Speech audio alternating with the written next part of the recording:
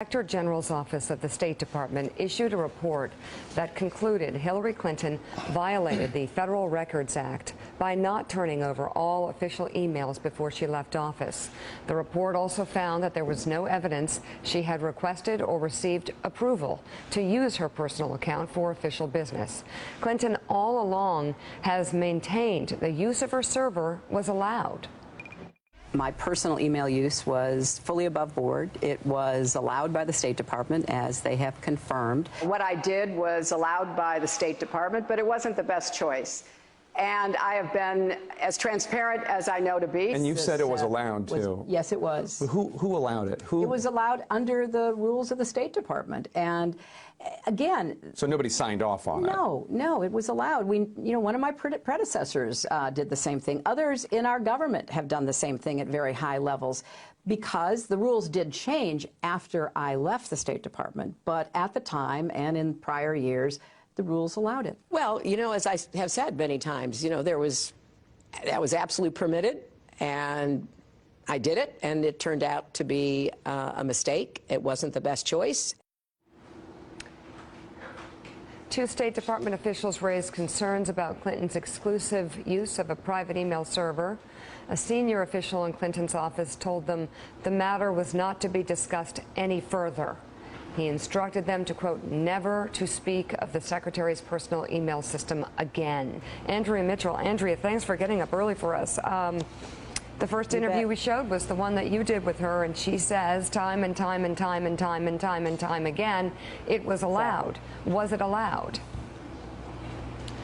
It was not allowed to not return those records before she left the State Department. She violated the Official Records Act, according to her own State Department IG appointed by President Obama. What you have shown just now, Mika, is completely undercuts the argument she's been making for more than a year, just as she is trying to persuade voters that she's not untrustworthy. I think that the most surprising and in some ways shocking thing is their reaction. And she was warned beforehand of decades of this Records Act that prohibits you to leave the State Department, leave any agency, and not turn over your records. So there are so many flaws in their argument, and the politics, we'll have to see how that plays out. But I don't see how this is anything but devastating, given the fact that they have been making a completely different argument now for more than a year. Yeah. I was thinking about this morning. If because of this breach, for instance, I don't think she could get confirmed, for instance, to be Attorney General. Well, because and I mean it this way, meaning their basic defense here.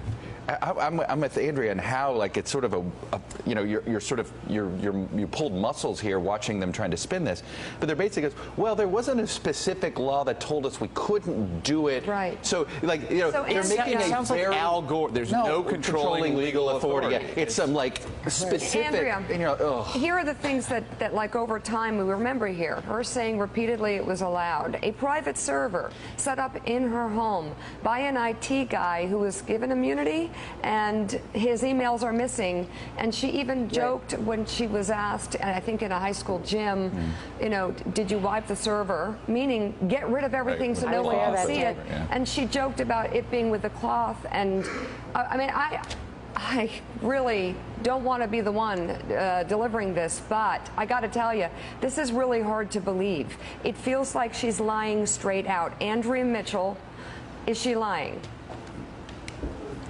I can't say that. I would let the viewer, I would let the voter make those determinations, but it doesn't hold up. There are so many inconsistencies, including their response yesterday. And as Chuck said, it was sort of jaw-dropping that they tried, instead of coming out and saying, look, it was a mistake, as she has previously acknowledged, it was bad judgment, and we don't know whether or not it was hacked. We know that there were attempts to penetrate.